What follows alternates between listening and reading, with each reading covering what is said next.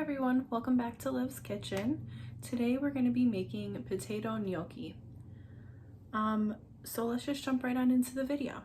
So you're going to take a pan and you're going to fill it with cold water and some salt. Again, this is salt to taste. I'm doing about that much, and you're going to drop it into the water and you're going to take 5 potatoes. You're gonna leave the skin on. You're just gonna wash them really well. Make sure you do not pierce the skin at all because you don't want too much water or moisture to get into the potatoes. So you're gonna go ahead and place it on the stove and bring it to a boil. As soon as it is fork tender and can be pierced with a fork, it's ready to be taken off the heat.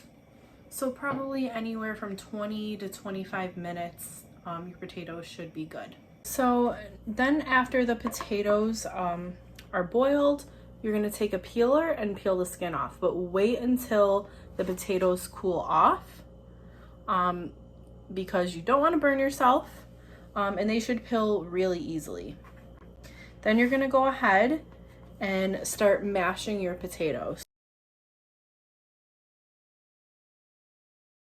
Then you're going to go ahead and add in your salt and pepper.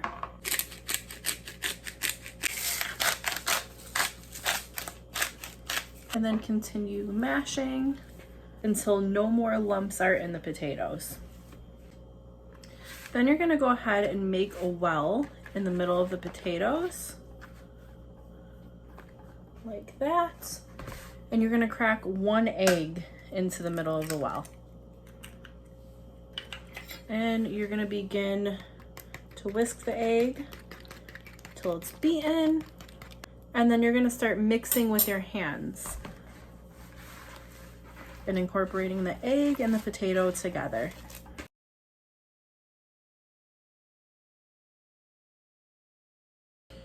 Now you're going to go ahead and pour about a cup of flour onto a clean surface, and you're going to dump the potatoes out onto the flour, mixing it in with the flour. Again, you're going to start off with a cup of flour, see how it is. If you need to add more, add more. You don't want this dough sticky. It needs to lose stickiness and form into a dough ball shape.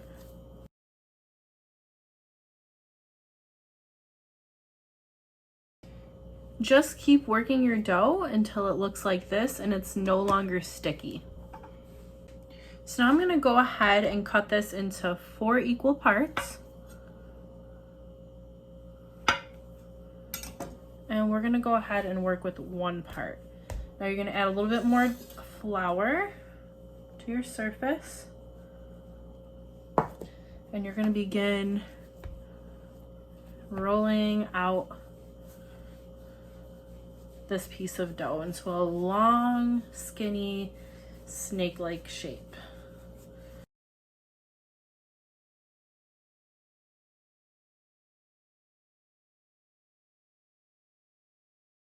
I think that's about good, that thickness.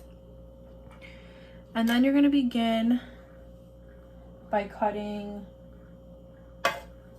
pieces about that big.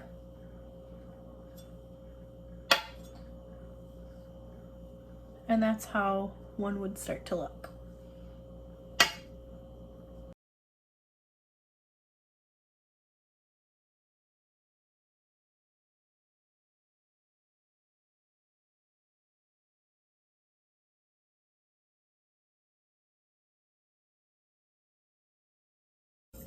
And then you're going to take your fork and your gnocchi and slide it down the spoon and get the traditional gnocchi shape.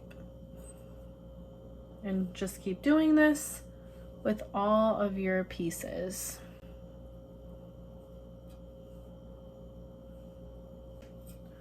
Don't use too much pressure when doing this. You just sort of want to roll it down.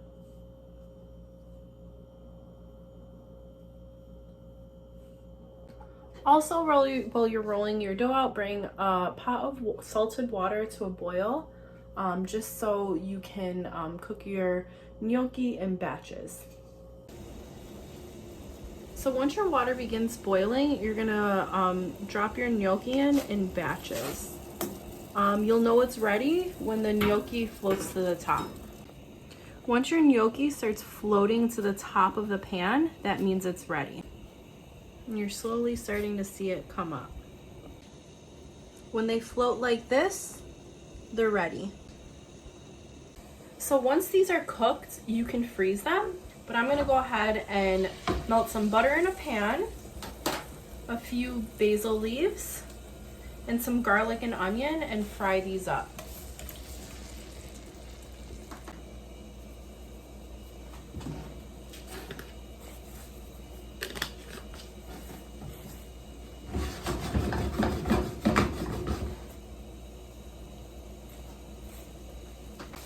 Traditionally, people use sage, but I don't have any on hand, so I'm just gonna use this basil.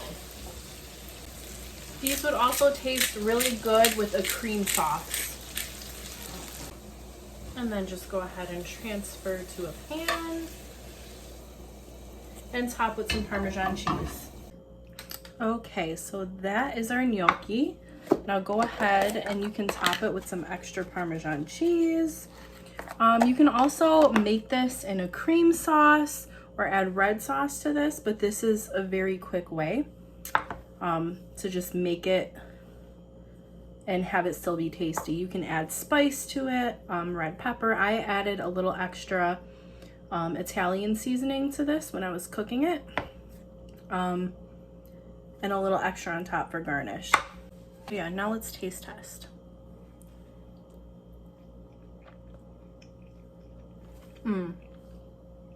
Perfect amount of garlic, cheese. The cheese really adds that extra notch to it.